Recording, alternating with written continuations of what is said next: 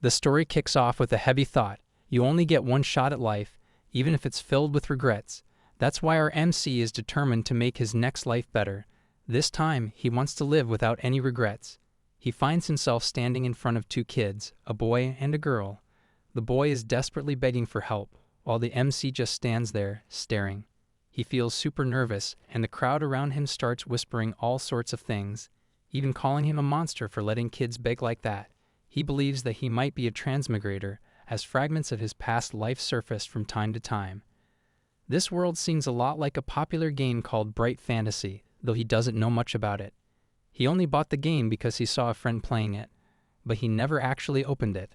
All he knows is that it's a command-based RPG set in a bright world of swords, magic, and multiple heroines. The protagonist is named Isuka, but Gray isn't the hero. Instead, he's reincarnated as a side character with an incredibly villainous face, often mistaken for a bandit or worse. With no clue about his role in the game, he just shrugs and rolls with it. Adventurer life, here we go. An adventurer is supposed to be this honorable profession. They gather at the guild every day to take on quests, and they have ranks that go from E up to A, with sub-levels in between. It's a bit of a hassle, but Gray's managed to climb his way up to rank B, which is no small feat. To reach B rank, you need 3 consecutive C rank quest completions. Gray's already nailed that. With solid sword skills and a broad magic arsenal, attack, healing, buffs, debuffs, you name it, he's confident he can handle himself and at the very least not die too easily. But right now, he's more focused on the 2 kids in front of him. The crowd is getting louder, with people speculating that the kids might be sold or even calling for the guards. Gray's getting more and more nervous, feeling like everyone's judging him just because of his intimidating appearance. The girl tells him they're begging because they need help. They have a sick family member who needs healing and asks Gray to use his magic. Earlier, the boy asked a man if he'd like to buy a flower. The man responds by kicking the boy and calling the flowers dirty. That's when Gray steps in and kicks the guy in the face, making him fall to the ground, and agrees to buy a flower. He used his recovery magic on the kids. Gray asks the kids if they have any family, but they shake their heads. They are on their own, and one of them is sick. He quickly realizes his recovery magic only heals wounds, while true healing magic is exclusive to church priests. Still, he reassures them it's no big deal. The kids stare at him in disbelief, but he just shrugs, agreeing to see their friend. Even though he's not sure he can help, he wonders if his healing potions will even work. The boy mentions they can't pay him, but Gray brushes it off, telling them they can pay him back whenever they can. The kids are so overwhelmed with gratitude that they almost burst into tears, and Gray doesn't fully get why they're so emotional. The boy explains that it's because someone's finally being kind to them, and the girl adds that they're just kids trying to survive. Gray tells them to calm down, already making up his mind that he has to help them no matter what. They start walking toward the house, and the boy realizes they haven't introduced themselves yet. Gray casually mentions his name and jokes about how it's not obvious he's an adventurer. The boy introduces himself as Isuka, and the girl is Fio. Gray nods, but his mind is already racing. The name Isuka sticks out. It's the name of the protagonist in this world. Gray starts thinking that being reborn as a villain and getting involved with the main characters might lead to trouble. Normally, he'd avoid them, but since he doesn't know the story, he decides to follow his conscience. Even if it leads to his death, he'd rather live without regrets. After reaching a broken down and shattered house on the outskirts of the slums, Isuka goes inside to let everyone know about the situation. Faya remains outside and starts thanking Gray profusely. He tells her to thank him after he is done with the treatment. Gray warns her not to trust everyone so readily, since he could also be a bad person. She says she believes in him, which makes him a little happy. She mistakenly interprets his grin as a frown, but he assures her, musing that's just his default expression. Isuka comes back and thanks Gray for waiting. He gestures for Gray to come in now. Inside, he sees 3 more kids and a woman. Isuka gestures toward the sick girl, and Fio asks if he can heal her. Gray says he'll try. He is greeted by a slightly older girl, Ariamel, who is taking care of 2 younger kids, Lutz and Nina. The sick one is Stella Chan. Just one look is enough for Gray to understand the problem. Stella is a vampire since she has red eyes and pale white skin with sharp fangs. She is probably a half-vampire according to his diagnosis, which is an even greater issue as they are discriminated by both humans and pure-blooded vampires. He tells them that she isn't sick, just malnourished. The air in the room feels heavy. Gray figures that when vampires lack nutrients, they crave blood. But oddly, she hasn't attacked any of the other kids. He concludes she's unaware of her own bloodlust. Easy fix, she just needs the right nutrients.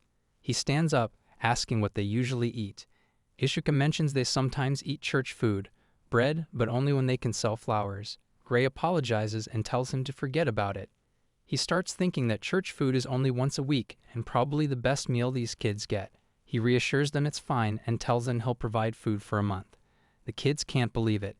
Isuka asks if he's sure, while Theo says they can't accept all this. Gray cuts in, asking if they want help or not. He explains his magic won't cure Stella, but there's another solution for malnutrition, just eating regularly and having a balanced diet. They're incredibly grateful, and Gray decides to head to the market. As Gray walks, he reflects on how abandoning the kids would definitely leave him with regrets. With a mischievous grin, he thinks they're unlucky as they trusted him. They'll end up as sacrifices for his own satisfaction.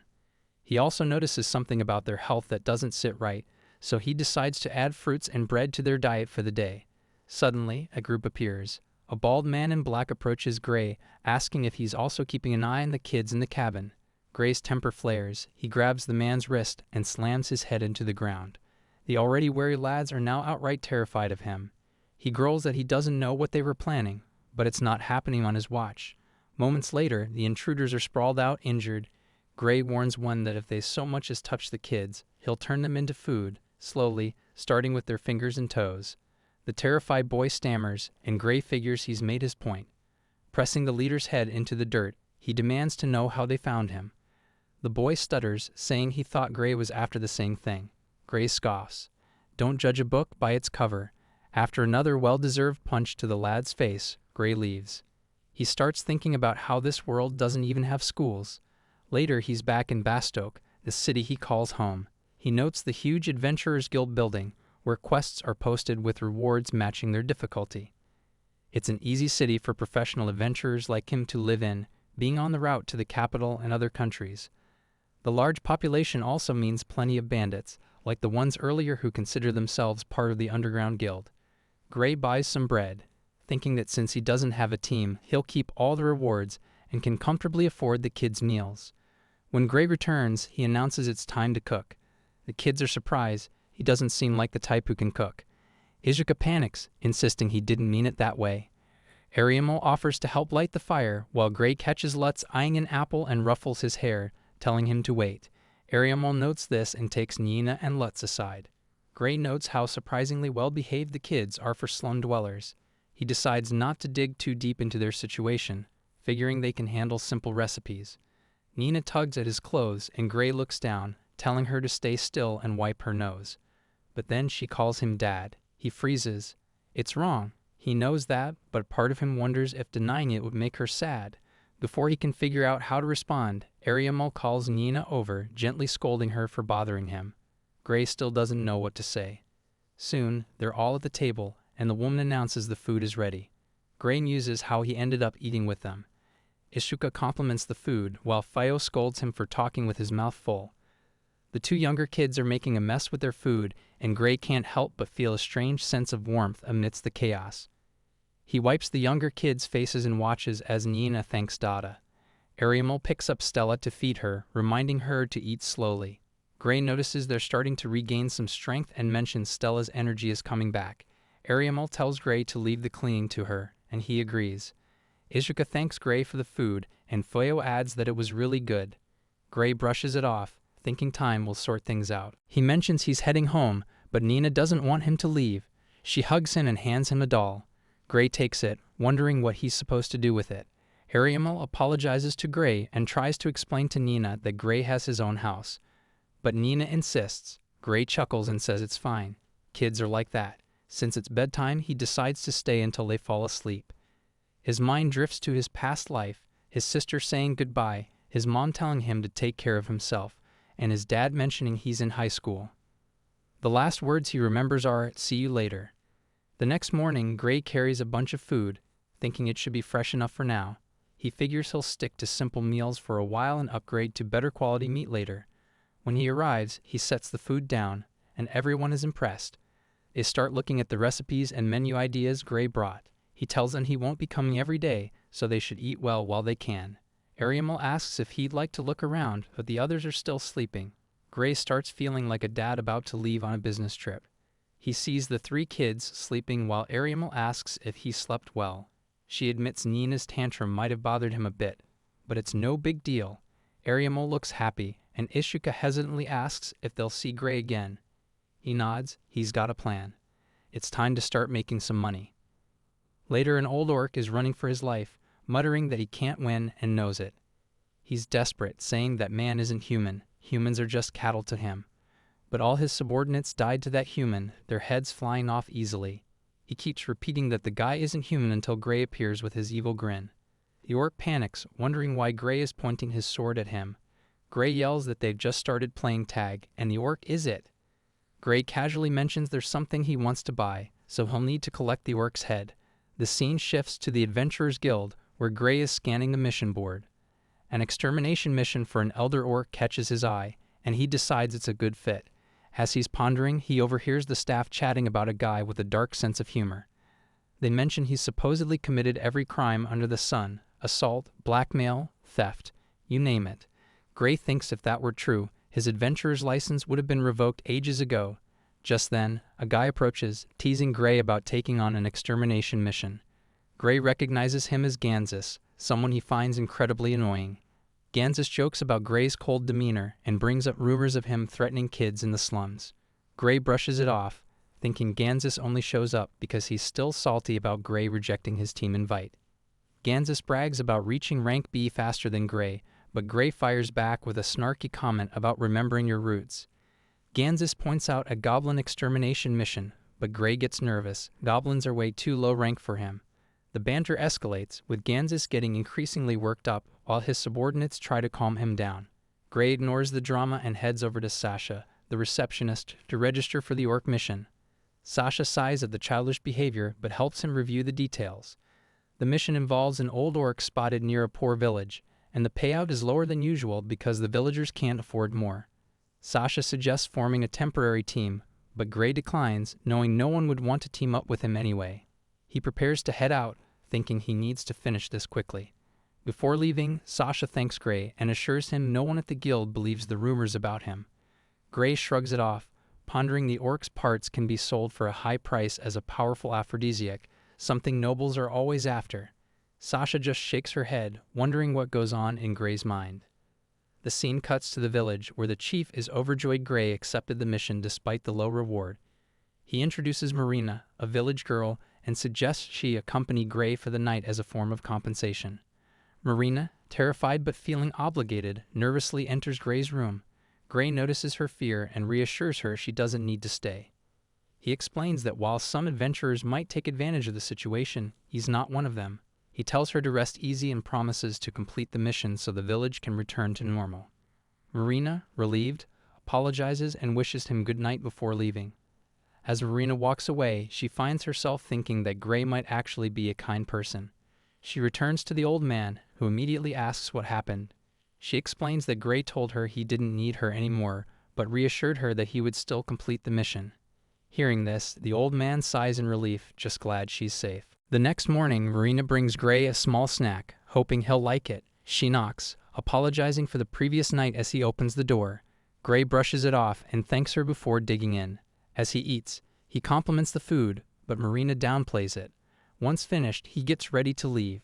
The villagers gather around, reminding him to be careful. He's the only one they can rely on. Marina adds that they're all counting on him. With a final farewell, Gray sets off. Back in the present, an orc is running for his life, sheer terror on his face. He mutters frantically about the need to escape Gray, fearing both for his life and his dignity. But before he can get far, Gray hurls a sword, slicing off one of the orc's arms. The orc lets out a blood-curdling scream as Gray calmly tells him to say his final prayers, mockingly calling him Old Orc. He playfully debates which to take first, his head or his more delicate parts. Once the fight is over, Gray collects everything he needs, making use of a high-class magic bag. These bags are rare, but he had the foresight to buy one back when he was still in a team. Thanks to it, he doesn't have to carry certain gruesome trophies in his hands. Not that he enjoys having them in his bag either, but it is what it is.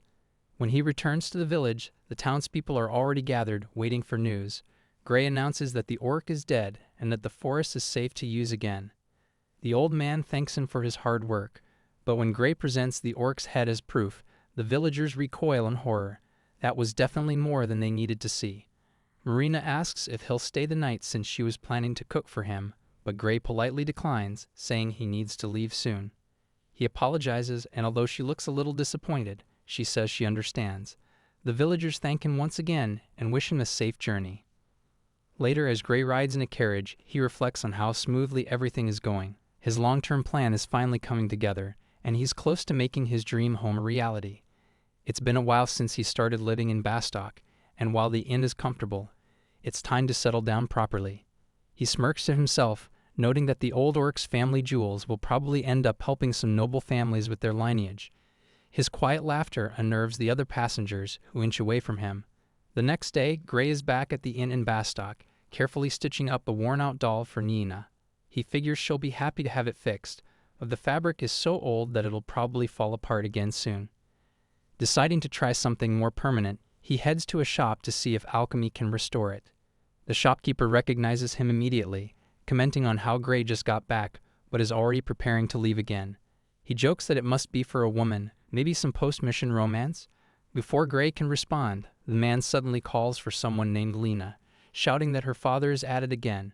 A voice from upstairs fires back as Lena, the innkeeper's daughter, starts scolding her father for pestering guests with his stories. The old man tries to defend himself, but Lena isn't having it. She calls him an idiot, much to his dismay, and insists that men should stick together. Gray merely shrugs, saying he was about to leave anyway. Lena assures him she'll handle her father and wishes him a great day. Gray takes a moment to appreciate the inn, clean rooms, good food, and generally polite staff. If the place isn't more successful, it's probably the old man's fault. Later, Gray arrives at the alchemy workshop, where Lux immediately assumes he's here about the doll. With a smirk, Lux teases that a ragged old toy doesn't really suit someone like Gray. Gray, however, is more interested in getting it properly restored. Lux confirms that alchemy can fix it, but there's a price. Before Gray can ask how much, Lux reveals he has a client who is specifically interested in old orc parts.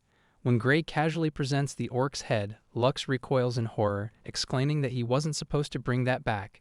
Gray, however, knows exactly what Lux really wants, the orc's crystal ball. With a smirk, Gray admits to taking one of the orc's jewels, but says he's willing to forgive Lux for his reaction. After all, if things go well, Lux is the type to slip him a free healing potion. Besides, as long as the kid is happy, Gray doesn't really care what he gains in return. When Gray returns, Nina rushes toward him, calling out desperately for her dad. Ariel beside her quickly apologizes, explaining that Nina cried a lot after he left. Gray kneels down and gently hugs her, reassuring her that there's no need to cry because Gray is here, and look, Stella is too. Stella, smiling, also calls him dad and playfully reminds him to comfort Nina properly. Seeing her happy and full of energy again makes Gray feel a quiet sense of relief. He's glad she's doing well. Apologizing for making Nina wait, he pulls out the doll and hands it to her. Her eyes immediately light up with excitement. She eagerly takes it, bouncing on her feet as she admires how pretty it looks. The whole room brightens at her joy, and everyone is relieved to see her happy. Arya, watching the moment unfold, expresses her deep gratitude to Gray, unsure of how to properly thank him. But Gray brushes it off as nothing. Instead, he suggests heading inside to eat. Ariel tells Nina she can go play with Theo, but Gray chimes in, saying she can stay right where she is. It's no problem. Beaming, Nina settles onto Gray's lap. As everyone sits down for the meal, Gray quietly observes Isuka asking Theo to eat his mushrooms. To Gray, Isuka just seems like a regular kid, one who has no idea that someday he's meant to become the hero who saves the world. That thought unsettles Gray. He knows he'll have to lend his strength to Isuka when the time comes, but if he had any say in it, he'd rather let these kids live peaceful lives. Breaking out of his thoughts, Gray gathers everyone's attention. As the chatter quiets, all eyes turn to him. He takes a moment before sharing his plan. He's thinking of buying a house in the city and asks if they would like to live there.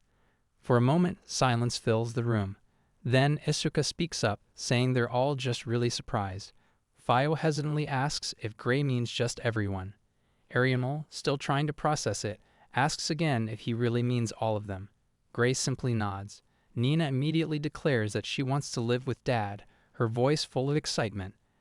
Arya, determined, says she'll do her best too. Gray, taken aback, wonders how things escalated so quickly. This wasn't exactly how he planned things to go, but after spending the past month with them, there's no way he can just walk away. At the very least, he's relieved they're not upset with him. Ariamal, sensing his thoughts, assures him that there's no reason they'd be mad. He's given them food, taken care of them, and even fixed Nina's doll. He's done more for them than they ever could have expected. They're incredibly grateful. She turns to the group, checking if everyone is okay with it. Meanwhile, Gray sits in silence, trying to wrap his head around what Stella Chan is thinking. Excitement fills the room. Even Stella, who usually keeps to herself, is quietly smiling. After a moment, Nina looks up at Gray and asks where he's going. He explains that he's off to find a new house for them and tells them to wait here. She nods, saying she understands, and Gray thanks everyone. The group is eager, and Isuka confidently assures Gray that they'll all be waiting for his return. At the Adventurers Guild, Gray starts envisioning his ideal home, cooking dinner for everyone, a proper bath, and separate rooms for Isuka and the others. A spacious living room sounds nice too. The more he thinks about it, the bigger his plans get. Maybe a large house or even a place big enough for a party. Just as he's lost in thought, Ganzus shows up again, immediately asking if Gray got the old orc's ear. Gray sighs, already irritated. Not this guy again. The man insists it's impossible that Gray defeated the orc just 2 days ago. There's no way. He demands that Gray be honest about where he got the items. Gray is getting seriously fed up. He wonders if this guy is actually serious. Before Gray can respond, the man starts answering his own question, speculating about where Gray must have bought those old orc ears. That's it. Gray's done. He fires back, sarcastically suggesting that if the guy is too scared to hunt goblins, maybe he should try picking herbs instead. Gray knows how the system works. Adventurers can still get rewards for defeating monsters, even without taking on an official quest. All they need is proof, like an orc's ear. But the guy keeps arguing, saying that the ear Gray brought isn't valid because it's attached to the skull. So Gray casually tosses the orc's head at him, warning him not to drop it. He went through the trouble of bringing the whole thing after all. The man stares in horror as Gray taunts him, calling him Cherry Boy. The guild receptionist quickly steps in, telling Gray to stop and to report the mission completion properly. Gray casually plops the skull onto the counter. Sasha immediately scolds him, saying that dumping a severed monster head in the middle of the guild could be considered harassment. Gray shrugs, arguing that it's just a proof, but she isn't having it. She warns him that if a new receptionist had been here, she might have fainted just from the sight of it. Gray reassures her, pondering Sasha is one of the few receptionists who never seems scared of him. That's why, even when the guild is crowded, he always waits for her to process his requests. Though by the look on her face, she doesn't seem thrilled about it. Sasha hands Gray his reward, and he takes the opportunity to ask her something. She raises an eyebrow. It's rare for him to ask for help, but tells him to make it quick. She reminds him that providing guidance is part of the guild's job, so she'll help however she can. Then she calls over another receptionist, Melinda, to take over for her while she steps away. She agrees, but the moment she spots the orc's head, she lets out a horrified scream, calling for Sasha. Gray, noticing the commotion, checks in to see if everything's okay. Meanwhile, Sasha, ever the professional, remains unfazed. She jokes that if people didn't call her by name, she'd probably relax all the time. She shifts the conversation on how unexpected it's hat Gray is suddenly asking about real estate. Gray and Sasha arrive at the property, and Sasha explains that this house fits all of Gray's requirements. He takes a look around, immediately noting how massive it is. Sasha elaborates, mentioning that the place was previously used for Valkyrie gatherings, but when their events got too big, they relocated. Now the house sits empty, waiting for its next owner. As Gray processes this, he recalls that the Valkyries are an elite, high-ranking group made up entirely of women, nearly reaching rank S in Bastoke. With invitations to noble and royal events, they are highly sought after. He chuckles at the thought of young nobles practically tripping over themselves at the sight of them. For a brief moment, he wonders if the house is being offered to him as part of some Valkyrie-related scheme, but the location, size, and number of rooms are too perfect to pass up. He can already picture the kids' excitement when they see it. Sasha seems surprised at how quickly he's making a decision, and Gray notes that the price is shockingly low, nearly half of what similar properties go for in this area. Sasha then reveals that the Valkyries themselves have arranged for half of the cost to be covered, but only if he is the one buying it. It's an amazing deal, and Gray knows he can't turn it down. Just as he is about to relax, his instincts kick in. He casually acknowledges the presence of a few individuals, one nearby, two on the roof, and two more hiding in the shadows ahead. His focus shifts to a hooded figure lurking behind him. If you're planning an ambush, at least learn to hide your bloodlust. The hooded man immediately asks if he's Gray, and everything clicks. These guys are from the Respacious Spider. Same group, same tactics. There's no way they're getting away this time. The man boldly declares he's here to take Gray's life, but before he can even finish, Gray moves. In an instant, he's gripping the man by the neck, his voice calm yet threatening. If they aren't part of Respacious Spider, he'll deal with them quickly. But if they are, he'll make sure it's painful. There's no time for games, so they better start talking. Within moments, Gray subdues the man with ease, sighing as he realizes this whole situation is an inconvenience. He still has dinner to make for the kids, and these interruptions are getting annoying. Turning to another gang member, he simply states that their time is up. The man, now trapped, stares at him in horror, demanding to know how Gray managed to restrain him so effortlessly. Gray just shrugs, explaining that it's nothing special. He's already taken care of the ones on the roof as well. Meanwhile, just outside the kids' cabin, two more gang members from before whisper among themselves. One suggests taking advantage of Gray's absence to attack, but the other quickly shuts him down. If that man returns, they won't stand a chance. Before they can continue their discussion, a voice breaks through the silence. Gray emerges from the shadows, completely unfazed. Ignoring his warning, "Huh?" The two men freeze in terror, their earlier confidence vanishing instantly. Without wasting time, Gray ties them up as well. He didn't get much information from the others, but if these two want a painless end, they'd better start talking. Otherwise, they should stop lurking where they don't belong. Later that night, Gray returns to the cabin, greeted by Ariamel, who looks relieved to see him. Nina rushes forward, beaming as she welcomes him back. Gray shifts his focus. He'll deal with those gang members later, once the kids are asleep. Right now, his priority is them. Nina tugs at his sleeve, looking up at him expectantly before asking to be held. He hesitates for a moment before lifting her onto his lap, and she instantly settles in comfortably. The moment doesn't last long before the other kids start gathering around. Isuka eagerly offers to help with anything he needs, while Stella quickly claims her turn on his lap. Gray laughs, promising that he'll hold her too. Then Lutz rushes over, clearly excited about his turn. Once everyone is settled, he finally shares the big news. The house is officially theirs, and in 2 days, when everything's ready, they'll move in. Everyone's super excited. After that, they all go to sleep. Gray is just about to leave, putting on his clothes, when Stella suddenly asks if he's going to work, calling him Dad. He quickly apologizes for waking her and reassures her that he's just stepping out for a bit. Stella, with a curious look, asks if he'll come back, and Gray smiles, telling her that, of course, he'll be back soon. They'll be living together from now on. He promises her not to worry. Stella, still thinking, calls him again and asks, with a slight tilt of her head, why he decided to become their father. Gray chuckles softly, saying he has nothing to hide and could tell her right then and there, but Stella shakes her head, saying she'd rather hear it when everyone is around. Gray agrees, knowing it's something that should be shared with all of them. As he heads out, he feels like Stella has seen right through him, but instead of feeling uncomfortable, it's actually a comforting sensation. With a sigh, he starts thinking about how he needs to track down the rest of those guys.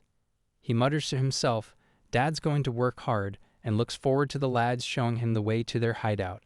Gray finds himself standing with two guys, one already resigned to his fate, having led Gray straight to their hideout, while the other is desperately begging for mercy. The second guy insists he's changed, swearing he'll never attack the kids again and just wants to live an honest life. Gray, unimpressed, recognizes him as Cassie and reflects on the fact that these guys were the ones who started all this trouble. He had already warned them, but they didn't listen. He swiftly deals with them, deciding it's too much of a risk to let them walk free. No matter how much they claim to have changed, the safety of the kids and their past victims comes first. Determined to wrap things up quickly, Gray pushes forward, knowing Nina would be lonely and Stella would be worried if he took too long. Meanwhile, one of the remaining thugs, a blonde guy, looks at Gray, questioning who he even is. Gray definitely doesn't come across as a typical law-abiding citizen, more like an adventurer who takes things into his own hands. Gray moves efficiently, finishing off his enemies with precision. A direct hit to the head is the fastest and most reliable method, ensuring they don't come back as undead. He avoids using magic, figuring there might be someone capable of sensing magical energy. The remaining thugs are panicking, wondering what's happening outside. When they finally confront him, Gray casually mentions he already took care of their friends, and is in the middle of dealing with another one.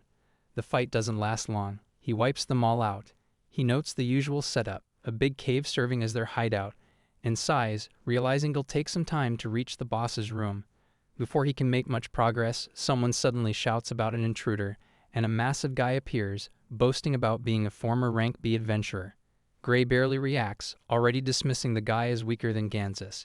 Just as the fight begins, an assassin jumps in to attack, making Gray question what kind of training this organization even gives its members.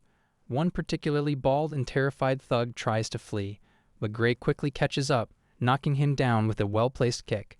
Holding the guy's face up, he notes how cold he looks. Running away was never going to work. He demands directions to the boss's office, and after a bit of hesitation, the guy finally gives in and points the way. Gray considers wrapping things up in style, maybe sending in that giant bird as a parting gift. At last, he stands before the boss. The man seems both surprised and impressed that Gray actually made it this far, just like the reports had warned.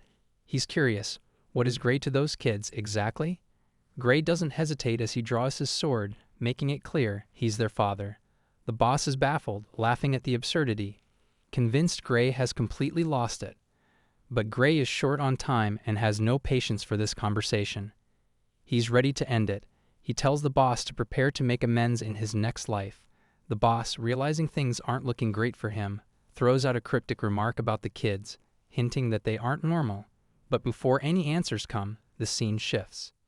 The next morning, Gray is practically buried under Nina and Stella, who are eagerly trying to wake him up for breakfast. Nina, clearly having fun, blurts something out while poking at him. Even Ariamel, watching from nearby, tells them to stop pestering Gray. He's probably exhausted. Gray, half asleep, figures he'll get up soon, but for now, he's just enjoying the warmth. Back at the inn master from earlier is asking about the rapacious spiders. He says they're apparently a large-scale group in the city, and many members are fighters. They constantly get into fights with the city guards, causing a lot of headaches. But now all those guys were wiped out in just one night. All their heads were cut off. He asks if Gray believes it because he heard even the hidden members were killed, including the boss. Lena also heard it when she went out. The Baldy adds that no matter how much they try, they'll probably fail. They should be scared of doing something wrong and ending up as the next target. The old innkeeper, blissfully unaware of the whole conversation, just goes about his business. Lena, on the other hand, starts reminiscing about Gray, remembering how scary he looked when she was younger. Even now, she finds his face a bit intimidating. Gray, meanwhile, is focused on more important things, like getting everything ready for the big move to their new home. The plan is set. Private rooms for everyone. The kids are thrilled, and Gray happily volunteers to help wash their hair. At the clothing shop, the attendant looks nervous around Gray, but asks what kind of outfits they need. Gray, completely uninterested in fashion, leaves the choices up to the shopkeeper. Ariamel teases that maybe he should help pick since Gray's fashion sense is questionable at best. Meanwhile, Nina excitedly shows off a new dress, twirling like a little princess. The whole group is in high spirits. When they finally arrive at their new house, it's even more impressive than they expected, huge, spotless, and full of possibilities. Stella is already dashing off to explore, dragging Nina along with her. The second floor is filled with cozy individual rooms, and the kids are thrilled to claim their own space. Arya holds back, letting everyone choose first, reminding himself that they're a family now, and this place is theirs to grow into. It'll take some time for everyone to adjust, but the excitement in the air is undeniable. While the kids are busy settling in, Gray's mind drifts to practical matters, making sure they have enough food, keeping things organized, and maybe even considering school. There's a great school in the city, one of the best for children, but it's also packed with noble kids. That part worries Gray. He doesn't want his kids facing discrimination or bullying just because of their background. He wonders if now is the right time or if he should wait a little longer. More than anything, he just wants them to grow up happy and have bright futures. As night falls, Gray finally heads to bed, only to find that Stella, Lutz, and Nina have decided they're not quite ready to sleep alone. They crawl into his bed, snuggling up for the night. Just as he's getting comfortable, there's a knock at the door. No surprise, it's Isuka, Fio, and Ariamel, all sheepishly claiming they don't want to sleep alone either. And so, on their very first night in their grand new home, the whole family ends up cozily piled into one room, laughing and chatting until they drift off to sleep. A month flies by, and breakfast at the house has become a lively, familiar routine. Gray looks around the table, realizing how much he's gotten to know the kids. He's learned that Isuka isn't much of a morning person, while Fio is incredibly sensitive and Nina absolutely loves food. Completely opposite to Stella, who is the pickiest eater, especially when it comes to vegetables. But if it's sweets, no hesitation. Those two are definitely the hardest to handle. Then there's Ariamel, who's always experimenting in the kitchen, eager to learn new recipes. The biggest surprise? Ariamel can actually read and write, which is pretty rare for kids in this kingdom, especially non-nobles. After breakfast, Gray gets ready to leave for work. The kids wait him off, but in the backyard he spots Lutz, who, as usual, is quiet and more interested in the animals around him than in saying goodbye. Gray notes that Lutz is by far the calmest of the group, always drawn to creatures big and small. As he heads out, Gray reflects that while he's learned a lot about the kids, there's still plenty more to figure out. Near Bastoke, he takes on a simple goblin hunting quest. Normally, he'd go for the bigger, high-reward missions that take days to complete and require traveling far from the city. But things are different now. With the kids at home, he doesn't want to be away for too long. Short, daily quests like this one are the better choice. Once he's done, he stops by the Adventurers Guild to pick up his reward from Sasha. She immediately comments that he's changed. Gray doesn't get what she means, but Sasha points out that he's been avoiding longer missions lately. More than that, he's completely ignoring Ganzus' usual attempts to provoke him. Gray hadn't even noticed, but apparently, Ganzus has been trying every single day, including right now. He's literally behind Gray, trying anything and everything to get a reaction. But Gray simply grabs his reward and walks out, leaving Ganzus frustrated as ever. On his way home, he stops by a small market and picks up some sweets for the kids. As he continues walking, his thoughts drift to his past life. He remembers how empty his home used to feel, how there was no one waiting for him, no warmth to return to. Those days of loneliness are long gone now, along with his old life. Before he even realizes it, he's home. Lutz and Nina are in the backyard, playing, and they're the first to spot him. Ariamel appears in the doorway, announcing that dinner's ready. Gray hands her the bag of sweets, saying it's for everyone to share after the meal. Ariamel thanks him, but gently reminds him not to bring sweets every day. Otherwise, he's going to spoil them all. She even points out that Stella has already been skipping dinner just to eat the treats. Gray chuckles and admits she's got a point. Maybe he should cut back a little. Dinner is lively as usual, but Isuka and Fio keep sneaking glances at each other like they have something big to say. Finally, Isuka speaks up. They both want to become adventurers like Gray. Fio even asks if he could teach them swordsmanship and magic. Before Gray can respond, Ariamel shoots up from her seat, clearly not thrilled about this. But Gray stays calm and says he doesn't mind, though now isn't the best time for the discussion. He reminds them that being an adventurer is tough and full of unpredictable dangers. In his head, though, he already knows Isuka has the potential to be great, just like in Bright Fantasy. If Isuka is going to follow that path, he'll need skills and experience, and Gray is more than willing to guide him so he can avoid unnecessary risks. After dinner, Gray tucks Stella and Lutz into bed, telling them a story until they drift off. Finally, he settles in for the night. Just as he's about to fall asleep, he hears Stella mumbling in her sleep. He listens closely, and something about this feels important. The next morning, breakfast is another cheerful affair, except for one thing: Stella is staring hard. It's as if she's trying to read his soul, but Gray decides to just ignore it and enjoy the meal with everyone. Before he heads out to the Adventurers Guild, Ariamel hands him a lunchbox, saying she's noticed he's been skipping meals with all the extra work he's been doing. Gray, touched by the gesture, thanks her and takes it. Just as he's about to leave, Ariamel brings up her worries about Isuka and Fio becoming adventurers. Gray reassures her that it's ultimately their choice, but he wants to support their dreams. If she's that concerned, he suggests she talk to them directly. She agrees, saying she'll have that conversation. Finally, he heads off to the Adventurers Guild. When Gray arrives at the Adventurers Guild, the place is packed. He spots Sasha rushing back and forth, clearly swamped with work. Curious, he stops her to ask what's going on. She quickly explains that today is a big deal. The Valkyries are finally returning from their expedition to the garden, a dungeon that had never been fully cleared before. Apparently, there's been a flyer about it hanging at the guild entrance for days. Gray glances at it, realizing it's the same one he's been ignoring all this time, and just shrugs. Sasha, too busy to deal with him today, tells him to find another receptionist for his mission request. She also throws in a warning not to bring any monster heads this time. The last time he did that, poor Melinda cried for hours. Gray moves on to the quest board, scanning through the options. It's been a while since he entered a dungeon, and honestly, soloing one would be a nightmare. Dungeons aren't just dangerous because of the sheer number of monsters inside, but also because of the unpredictable creatures lurking within. Even outside dungeons, monsters can have weird abilities, like magic-resistant goblins or ones that are way too smart for their kind. While novice hunters can take down the usual dumb goblins, the intelligent ones, those are a different story. After some thought, Gray picks a goblin hunting quest. Easy, good pay, and quick to finish. He heads out, efficiently clearing the area around the city and wrapping up faster than expected. Taking a break, he finally digs into the lunchbox Ariamel packed for him, and it's amazing. As he eats, he can't help but think about how Ariamel isn't just a great cook, but also a beautiful girl who'll probably grow into a stunning woman. He jokes to himself that he might need to start training now so that if she ever brings home a fiancé, he doesn't accidentally slice his head off. Once he's gathered proof of his goblin hunt, Gray returns to the guild. Melinda, already on edge, spots him in her line and looks like she's bracing for the worst. But to her relief, this time he's only brought goblin ears, not full monster heads. As she processes his quest, Gray casually asks if the Valkyries have returned yet.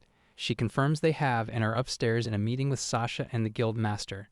Surprised that he's actually asking about people in the guild, she teases him, saying it makes sense since the Valkyries are famous for being some of the most beautiful adventurers around.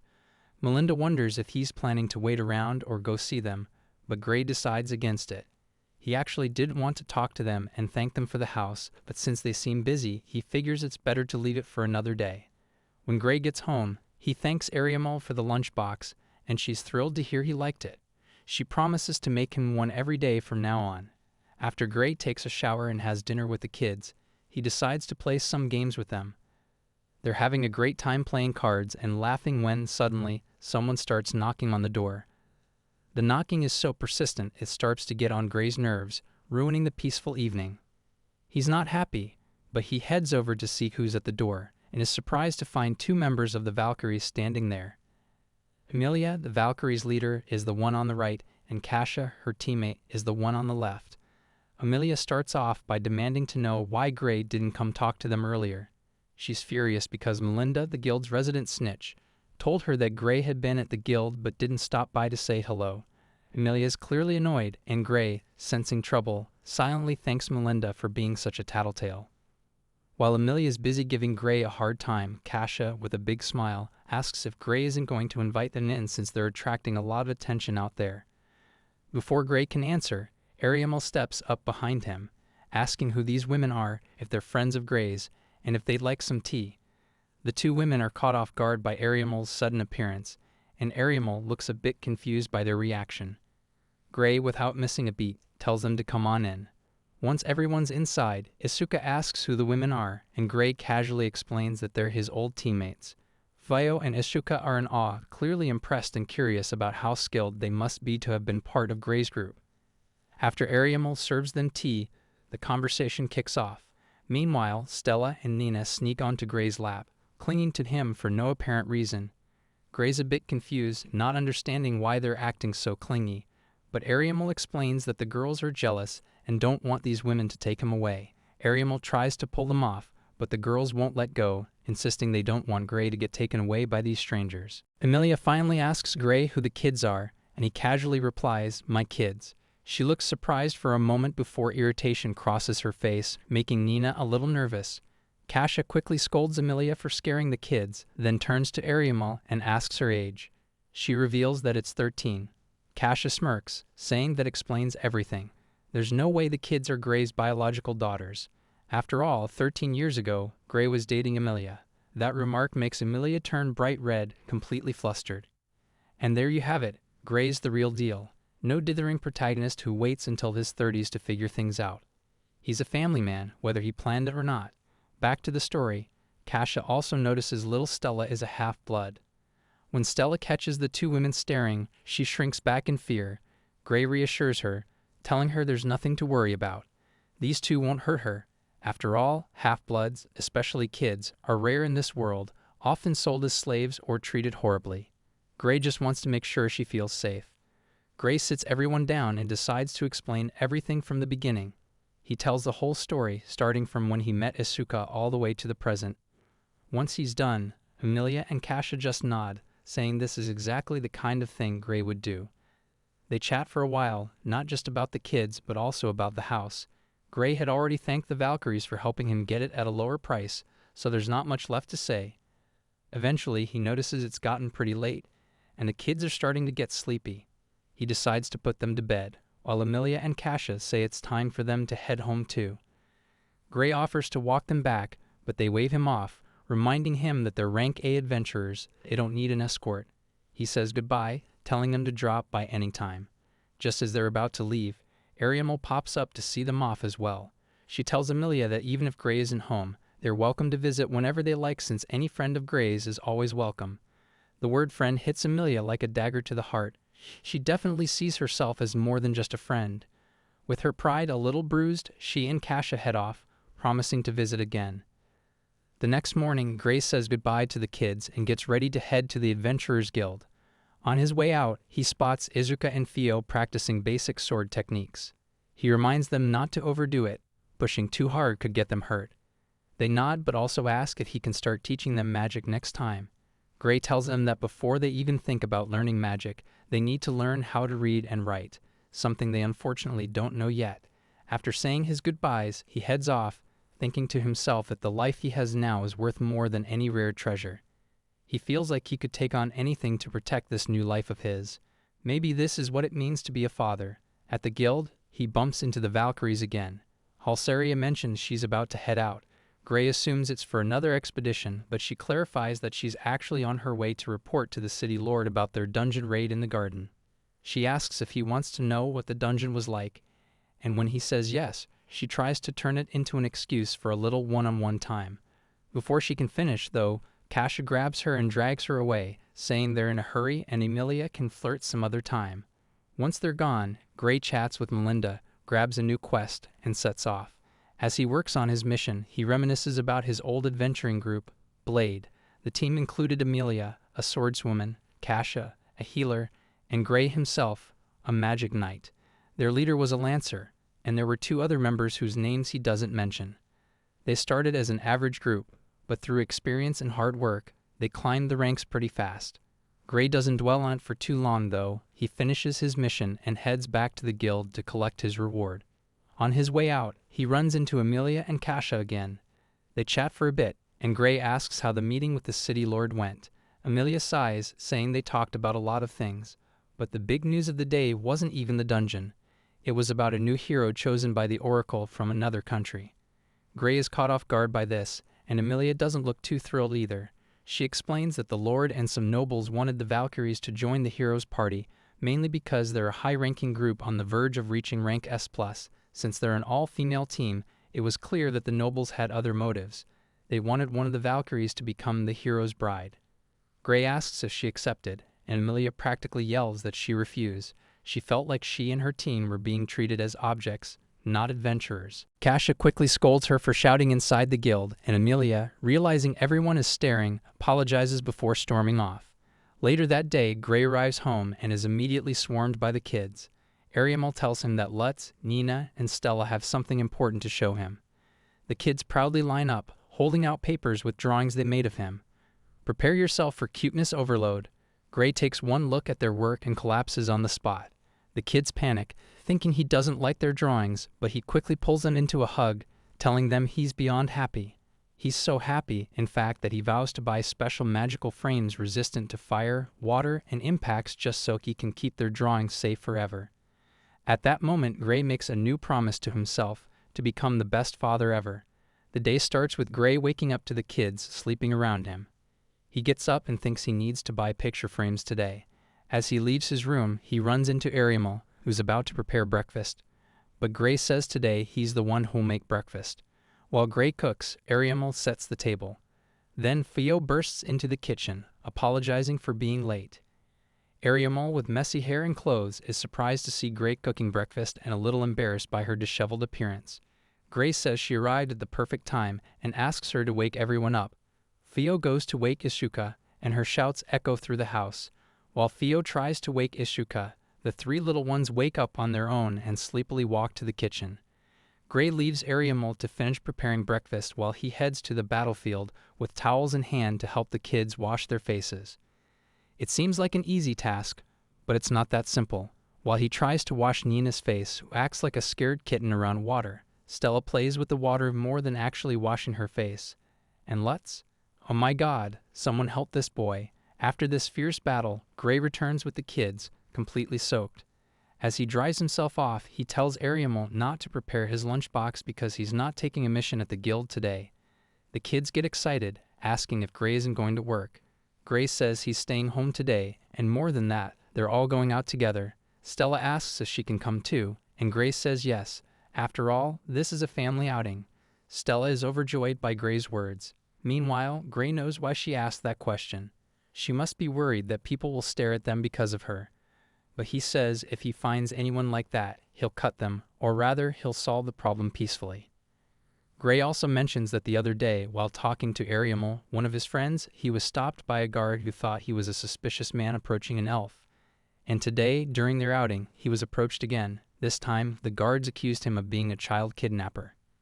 Gray thinks to himself that the prejudice against his face is worse than the prejudice against a half-blood vampire like Stella.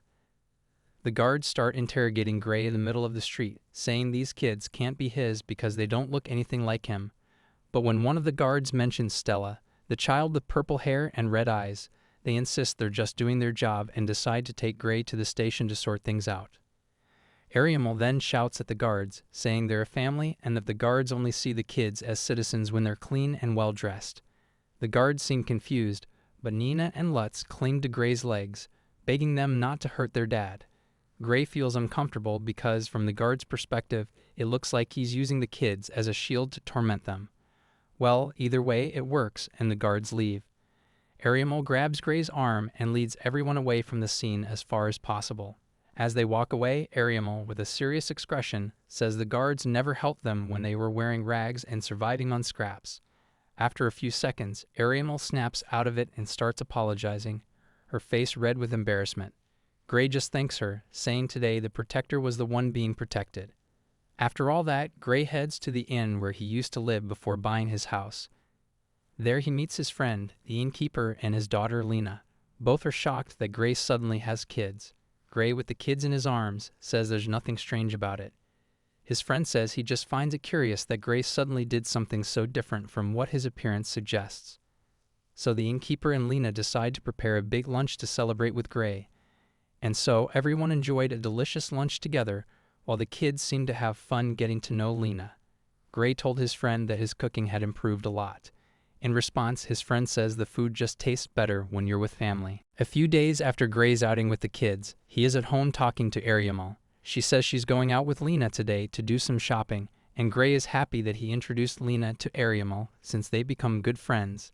Ariel seems much happier lately because of this. A few hours later that same day, while Gray is walking around the city, he runs into Lena's father. They start having a friendly conversation, and as they head toward the inn, they run into Ariel and Lena, who are being asked out by two guys. They refuse, but the guys keep insisting. That's when the killing machines, the two protective dads, show up behind them. With big smiles on their faces, radiating happiness, they call the guys over for a little chat. In the end, they just give the boys a small scolding while the two guys tremble in fear, thinking Gray and his friend are dangerous criminals. After the boys run away in fear, Ariel, who was waiting for Gray nearby, apologizes for bothering him with this. Gray notes Ariel holds herself back too much, and that she should have fun more often instead of always being so reserved. He says he's happy she's made a new friend, obviously referring to Lena. Gray says she's just a girl and doesn't mind spoiling her a little. He says he'd like to spoil her just like he spoils Nina and the others. At that moment, Nina and the kids arrive, and she asks if being spoiled is a bad thing. Gray says spoiling her makes him happy and that he'll spoil her a lot, just like he'll spoil Stella and Lutz, who come running over, creating attention. Gray picks them both up and says they'll always get his attention, just like Isuka and Theo, who are standing nearby and are usually quiet because they're shy. Gray turns to Ariel and expresses that he'll always spoil her too, since she's always holding herself back and staying reserved. With that, Gray gives everyone a big hug, even making Steve McGow shed a manly tear. The next day, Gray is training Isuka in swordsmanship. He instructs Isuka not to close his eyes while attacking, among other issues he has. He decides that he'll also teach him magic, but only when he learns to read and write correctly and without mistakes, as that's the basics for learning magic.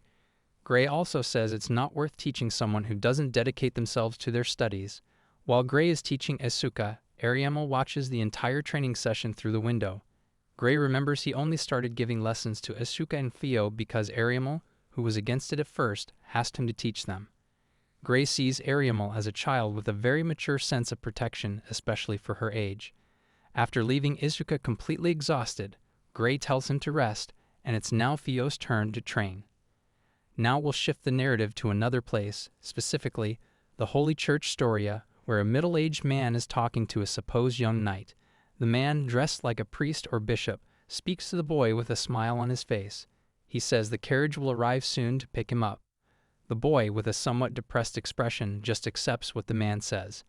After walking away, the man no longer has a smile but an arrogant look. He says taking care of a disheartened boy like this is discouraging, but now he needs to go after the saint.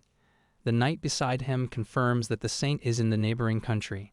The man scolds him, telling him not to say the saint belongs to another country but to their own, where the Holy Church is located. He warns the knight not to repeat that, as someone might hear them. As the man walks toward the carriage, he thinks to himself that the saint is from a wealthy merchant class, and, like the saint he captured, she's also an orphan. Thanks to that, they can now have the saint with the church without any issues. With that said, the man says it's time for them to go and give their greetings to the Saint Ariel. Here I am, know it's been a while. I was in denial about my love. Here I stand,